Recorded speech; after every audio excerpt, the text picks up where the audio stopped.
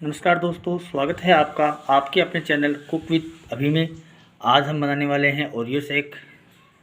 तो आइए चलते हैं, बनाते हैं ओरियो शेक। इसके लिए हमने लिया है एक छोटा पैकेट ओरियो बिस्किट का, थोड़े से ड्राई फ्रूट लिए हैं, थोड़ी सी चेरी ली है और 5 से 6 हमने ली है इलायची। तो आइए स्टार्ट करते हैं और बनाते हैं आपके लिए ओरियो शेक।